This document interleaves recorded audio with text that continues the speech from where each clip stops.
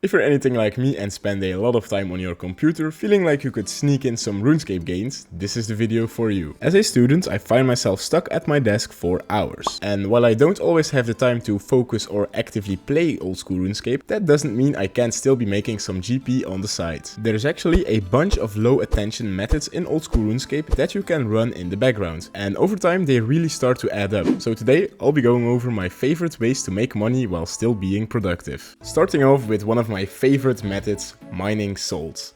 This is a super chill way to make money, and after a while you'll be doing it on autopilot without even thinking about it. There's only one requirement for this method, completing the Making Friends with My Arm quest. You'll also need level 72 mining, but that's already required for the quest, so you should have that covered. You'll be mining in the salt mine beneath Wise. The easiest way to get there is by using an icy basalt teleport. From there, just run east, hop over the little boulder, squeeze through the gate, head down the stairs, and you're there. As for gear, just bring your best pickaxe and if you have it, the prospector outfit. It doesn't make a huge difference here, but every bit helps. Now, what makes this method so good is that the salts are stackable, meaning you never have to bank. All you really need to do is click your screen every 15 to 25 seconds and that's it. Minimal effort, no thinking required. There are 3 types of salts you can mine. I won't even try to pronounce their names, so we'll just call them the red, green and blue salts. Their prices are usually pretty close to each other, but it's always worth checking which one is selling the highest at the moment to maximize your profit. Speaking of profit, you can expect to make a consistent 500k to 700k GP per hour here. Prices do fluctuate a bit, so take this number with a grain of salt.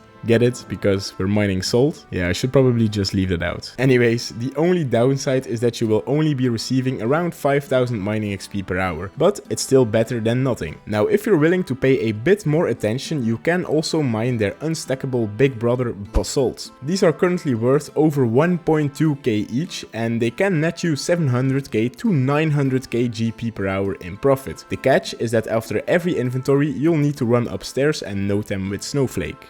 In the end, it's really up to you to know how much attention you can put into the game. But both of these methods are super viable in my opinion, and they can make you some nice side money.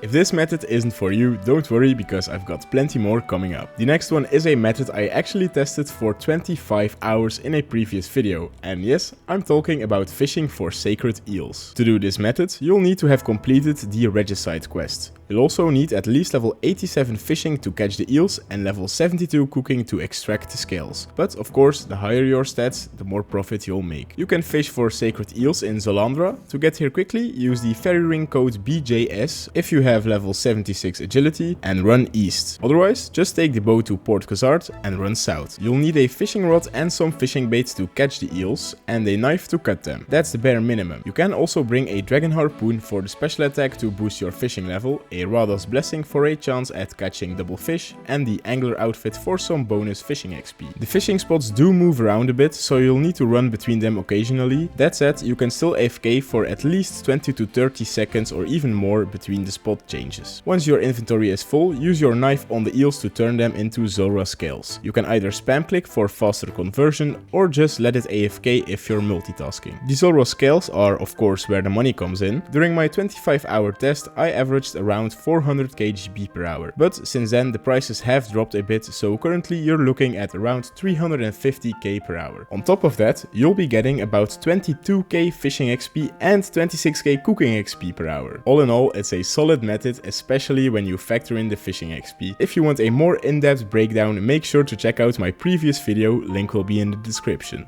If you're enjoying the video, make sure to give it a like and maybe even subscribe. I'm working towards my dream goal of 1000 subscribers and every bit of support helps me a ton. Alright, all of the methods we've looked at so far have been skilling based, so I think it's time to switch things up and take a look at a combat method. One of the best all-round AFK methods in the game is fighting Firewatch Sentinels. To do this method, there's really only one major requirement, completing the Sins of the Father quest. That said, if you're planning to multitask while doing this, you'll also need at least level 43 prayer for the protect from melee. Firewatches can be found all over Darkmire, but the best spot to find them is right near the bank and the altar.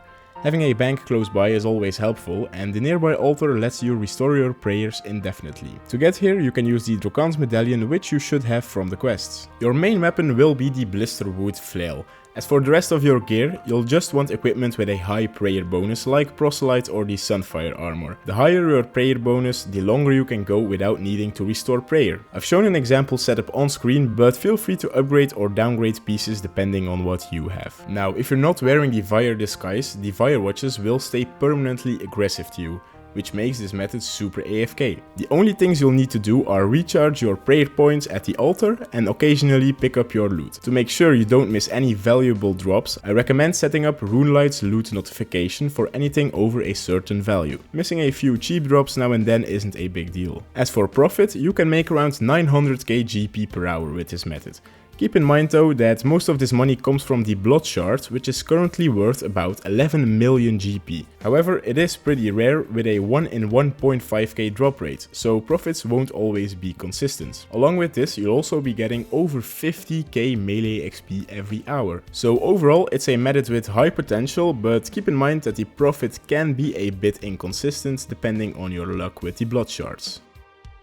For the next method, we're heading back into the mines because this one's all about mining amethysts. To do this method, you'll need at least level 92 mining and level 85 crafting, so the requirements are a bit on the higher side, but you don't have to do any quests. You can mine amethyst in the mining guild located beneath Falador. The easiest way to get there is by using a skills necklace teleport. As for the gear setup, bring your best in slot pickaxe and if you have it, the prospector outfit for the bonus XP. When mining amethyst, you can also benefit from the Varrock armor 4 and the expert mining gloves. If you haven't unlocked the gloves yet, no worries, you can actually unlock them by mining amethysts. The method itself is super simple, just mine amethyst until your inventory is full, then chisel it into arrow tips, which are stackable. Overall, the process is pretty similar to fishing for sacred eels, gather then process. If for some reason you'd rather not chisel the amethyst, the bank is close by, so you can just bang them instead. This second approach also removes the crafting level requirement. In terms of profit, you can expect anywhere between 275 to 325k GP per hour. You'll also get a bit over 21k mining XP and about 5000 crafting XP per hour if you're chiseling the amethysts. I have tested this method out in the past for 10 hours, so if you're interested in that and want some more information about this method, definitely watch that video.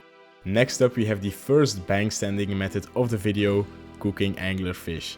It's simple, consistent and doesn't require much attention at all. For this method you technically only need level 84 cooking, but at that level you'll burn so much of the fish that your profit won't be what you might expect. There are a few different setups where you can completely stop burning anglerfish. I'll explain them all now. The simplest option is just having level 99 cooking and using the cooking cape perk, which makes it impossible to burn anything. Another option is using cooking gauntlets at any range, but you'll need to be at least level 97 cooking. You can also use cooking gauntlets at the Hosidius kitchen, which drops the no burn level down to level 93 cooking. To use the Hosidius kitchen, however, you'll need to have completed the easy Corent and Cabos diary. And finally, with the elite Corent and Cabos diary completed and using cooking gauntlets, you'll only need level 87 cooking to never burn anglerfish. So a lot of different possibilities here, but the requirements will always be quite high. As for location, it really depends on your setup. If you need the Hosidius kitchen to avoid burning, definitely go there. Otherwise, the Mids Guild or Rogues Den are great alternatives since you don't have to move at all between cooking and banking. The gear setup is simple and depends on your level. You'll either be using the cooking gauntlets or the cooking skill cape. At the time of recording, this method can make you up to 350,000 GP per hour. The AFK time is pretty solid too, around 1 minute per inventory, and on top of that, you'll be getting an insane 300,000 cooking XP every single hour. In my opinion, this method is super worth it, especially for anyone who enjoys getting XP past level 99 while still making decent money on the side.